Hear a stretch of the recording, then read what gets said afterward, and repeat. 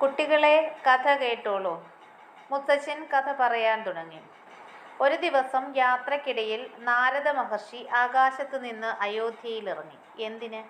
ശ്രീരാമനെ ചിലത് ധരിപ്പിക്കാൻ ബ്രഹ്മാവ് പറഞ്ഞയച്ചതാണ്. ബ്രഹ്മാവിൻ്റെ പുത്രനാണ് നാരദൻ. രഹസ്യങ്ങൾ പറഞ്ഞയക്കുന്നത് എപ്പോഴും വിശ്വസ്തരോട് വേണമല്ലോ. ശ്രീരാമനും സീതയും മഹർഷിയെ സൽക്കരിച്ചിരുത്തി. നാരദൻ ശ്രീരാമനോട് തൻ്റെ വരവിൻ്റെ ഉദ്ദേശ്യം അറിയിച്ചു. ദശരഥൻ യുവരാജാവായി രാമനെ അഭിഷേകം നടത്തിയാൽ ശ്രീരാമന് അയോധ്യയിൽ വാഴേണ്ടി വരും. അപ്പോൾ അവതാരോദ്ദേശം നടക്കില്ല. ദുഷ്ടന്മാരെ നിഗ്രഹിക്കാൻ വൈകും. ഭൂമിദേവി ഭാരം സഹിക്കവയ്യാതെ കഴിയുന്നത് മറക്കരുതല്ലോ. എല്ലാം ഓർമ്മയുണ്ട്. ശ്രീരാമൻ നാരദന് ഉറപ്പു നൽകി. മഹർഷി ദേവലോകത്തേക്ക് യാത്ര തിരിച്ചു. ദശരഥ മഹാരാജാവ് വസിഷ്ഠ മഹർഷിയോട് മൂത്ത പുത്രനായ രാമനെ യുവരാജാവായി അഭിഷേകം ചെയ്യുന്നതിനെക്കുറിച്ച് സംസാരിച്ചു. ഉടൻ തന്നെ അഭിഷേകം നടത്തണം. ദശരഥൻ വൃദ്ധനായി. അന്ത്യം അടുത്തു വരുന്ന പോലെ തോന്നുന്നു. അതുകൊണ്ട് അടുത്ത മുഹൂർത്തത്തിൽ തന്നെ രാമനെ യുവരാജാവായി അഭിഷേകം ചെയ്യണം.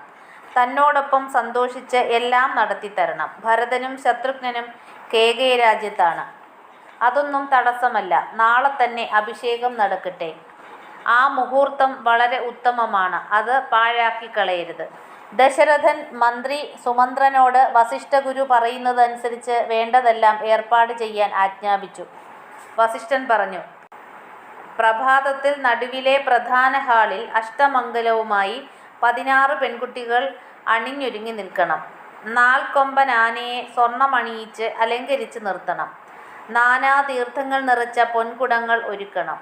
പുതിയ 3 കടുവാത്തോല് വേണം. മുത്തുമണികളാൽ അലങ്കരിച്ച വെൺകൊറ്റക്കുടകൾ കൊട്ടാരാങ്കണത്തിൽ നിരത്തിപ്പിടിക്കണം. ദിവ്യാഭരണങ്ങളും വിവിധതരം പട്ടുവസ്ത്രങ്ങളും ആവശ്യാനുസരണം ഉണ്ടാവണം. രാജാങ്കണത്തിൽ നൃത്തവും പാട്ടും കൂത്തും വാദ്യഘോഷങ്ങളും നടത്തണം. നഗരത്തിലെ പ്രധാന ക്ഷേത്രങ്ങളിലെല്ലാം പ്രത്യേക പൂജകൾ ഏർപ്പാട് ചെയ്യണം. ആന, തേർ, കുതിര, കാലാൽപ്പട സായുധരായി വെളിയിൽ നിൽക്കണം. സുമന്ത്രർ വസിഷ്ഠമുനിയുടെ ആജ്ഞ അനുസരിച്ച് എല്ലാം നടത്തുന്നതിന് ബന്ധപ്പെട്ടവർക്ക് നിർദ്ദേശം നൽകി.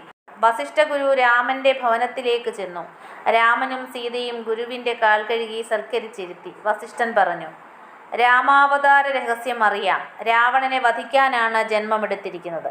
അത് പരസ്യമാക്കേണ്ട. രഹസ്യമായി തന്നെ ഇരിക്കട്ടെ. കരുതലോടെ കാര്യങ്ങളെല്ലാം ചെയ്യാൻ ഉപദേശിച്ചുകൊണ്ട് വസിഷ്ഠൻ ഔപചാരികമായി അഭിഷേകത്തിന് ക്ഷണിച്ചു. നാളെ നിന്നെ യുവരാജാവായി അഭിഷേകം ചെയ്യാൻ പോകുന്നു. സീതയോടൊപ്പം ഉപവാസമനുഷ്ഠിച്ച് തയ്യാറാവുക. ദശരഥന്റെ ആജ്ഞ മഹർഷി അതേപടി രാമനെ അറിയിച്ചു. മഹർഷി മടങ്ങി രാജസന്നിധിയിൽ ചെന്ന് ദശരഥനോട് വിവരമെല്ലാം പറഞ്ഞു. അഭിഷേക വാർത്ത അയോധ്യയിൽ പരന്നു. കൗസല്യാദേവിക്കുള്ള സന്തോഷത്തിന് അതിരില്ല. എങ്കിലും മനസ്സിലൊരു ഭയം. ദശരഥന്റെ പെട്ടെന്നുള്ള ഈ തീരുമാനത്തിൽ കൈകേയിക്ക് ഇഷ്ടക്കുറവുണ്ടോ? അറിഞ്ഞുകൂടാ. ദശരഥനാണെങ്കിൽ കൂടുതൽ ഇഷ്ടം കൈകേയിയോടാണ്. അവൾക്ക് രാജാവിൽ അമിതമായ സ്വാധീനമുണ്ട്. മനം നൊന്ത് കൗസല്യ ദുർഗാദേവിയെ പൂജിച്ചും സ്തുതിച്ചും സമാധാനം കണ്ടെത്തി. അഭിഷേകം മുടക്കാൻ തന്നെയാണ് ദേവകളുടെ ശ്രമം. രാവണവധം നീണ്ടുപോകാതിരിക്കാൻ അത് അത്യാവശ്യമാണ്. ദുഷ്ടനിഗ്രഹവും ശിഷ്ടപരിപാലനവും വേണ്ട സമയത്ത് തന്നെ നടത്തണം. ദേവന്മാർ സരസ്വതീദേവിയുടെ അടുത്തു ചെന്നു. അഭിഷേകം മുടക്കാൻ ദേവിയെ പ്രേരിപ്പിച്ചു. ദേവി മന്ധരയിലും പിന്നീട് കൈകേയിയിലും കുടികൊണ്ട് തടസ്സങ്ങൾ ഉണ്ടാക്കിക്കൊള്ളാമെന്നേറ്റു. ദേവി ഭൂമിയിലെത്തി കൃത്യം നിർവഹിച്ച് മടങ്ങിക്കൊള്ളാമെന്നും സമ്മതിച്ചു. കൈകേയിയുടെ ഇഷ്ടതോഴിയാണ് മന്ധര. കൂനിയായ അവൾ കൊടിതോരണങ്ങൾ തൂക്കുന്നതും നഗരം അലങ്കരിക്കുന്നതും കണ്ട് അഭിഷേക വൃത്താന്തം അറിയിക്കാൻ കൈകേയിയുടെ അടുത്തെത്തി. രാജ്ഞി ഏകാന്തതയിൽ കട്ടിലിൽ കിടക്കുകയായിരുന്നു. ഭാഗ്യം കെട്ടവളാണ് കൈകേയി. മടയാണ്. ദശരഥന്റെ ഇഷ്ടപത്നിയായിട്ടും എന്ത് കാര്യം? വലിയ ഒരാപത്ത് വരാനിരിക്കുന്നു. മന്ധരയുടെ ഏഷണി അവതരണം രാജ്ഞിയെ ഭയപ്പെടുത്തുന്ന മട്ടിലായിരുന്നു. എന്താണ് ആപത്ത്? ആർക്കാണ് ആപത്ത്? സന്തോഷിക്കേണ്ട അവസരത്തിൽ എന്തുണ്ടായി?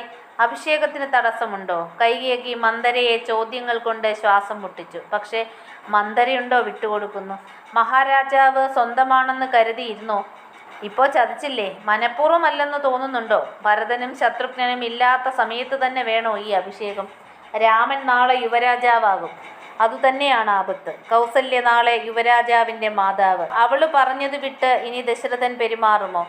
രാജാവ് നിന്നെ മധുരവാക്കുകൾ കൊണ്ട് സന്തോഷിപ്പിക്കും, അത്ര തന്നെ. സുമിത്രയ്ക്കും നല്ലതേ വരൂ. ലക്ഷ്മണൻ രാമന്റെ പിന്നാലെ തന്നെ നടക്കുന്നവനല്ലേ, രാജ്യം അവനും അനുഭവിക്കും.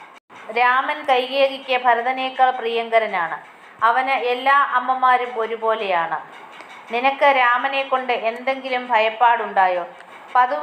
പതിവില്ലാത്തതുപോലെ മന്ധര പുലമ്പുന്നത് കേട്ട് കൈകേയി അത്ഭുതപ്പെട്ടു. പക്ഷേ മന്ധര വിട്ടുകൊടുത്തില്ല. കൈകേയിയെ തൻ്റെ വരുതിയിൽ തന്നെ കൊണ്ടുവരാനുള്ള തീവ്ര ശ്രമത്തിലാണ്. നിനക്ക് ദാസിയെപ്പോലെ കൗസല്യയെ പരിചരിക്കാം. സപത്നിയിൽ നിന്നുള്ള പരിഭവത്തെക്കാളും മരണമാണ് ശ്രേയസ്. അമ്മയ്ക്കും മകനും നഗരത്തിൽ നിന്നും ഓടേണ്ടി വരും. മന്ധരയുടെ യുക്തിയും ഏഷണി പറച്ചിലും കൈകേയിയുടെ മനസ്സിൽ ആശങ്ക പരത്തി. മന്ധര അവളുടെ ഇഷ്ടതോഴിയാണ്. അവൾ എന്നും തൻ്റെ ഗുണത്തിനു വേണ്ടിയേ പറയാറുള്ളൂ, പറഞ്ഞിട്ടുമുള്ളൂ. അവളിൽ മനംമാറ്റമുണ്ടാകണമെങ്കിൽ തക്കതായ കാരണം കാണും. ഞാനിനി എന്തു ചെയ്യും? കൈകേയി പിടിച്ചു നിൽക്കാനാവാതെ മന്ധരയോട് ഉപായമാരാഞ്ഞു. പന്ത് മന്ധരയുടെ കോട്ടിൽ തന്നെ വന്നു വീണു. ഒന്ന് ശ്രമിച്ചാൽ ഗോളടിക്കാം, മന്ധര പറഞ്ഞു. ഉടനെ ഭരതനെ അഭിഷേകം ചെയ്യണം. 14 വർഷം രാമനെ വനവാസത്തിന് വിടണം. ഇതൊക്കെ നടക്കുമെന്ന് തോന്നുന്നുണ്ടോ? ആഗ്രഹമുണ്ടെങ്കിലും സംഭവിക്കുമോ എന്ന് കൈകേയിക്ക് സംശയമാണ്. അതിന് തന്ത്രം പ്രയോഗിക്കണം. കാര്യം നടക്കണമെങ്കിൽ ദശരഥനെ വെട്ടിൽ വീഴ്ത്തണം. അതിനാണ് സ്ത്രീ ബുദ്ധി വേണ്ടത്. മന്ധര ഉപായങ്ങൾ പറഞ്ഞു കൊടുത്തു. അതെന്തൊക്കെയാണെന്ന് നാളെ പറയാം. മുത്തച്ഛൻ കഥ പറച്ചിൽ നിർത്തി.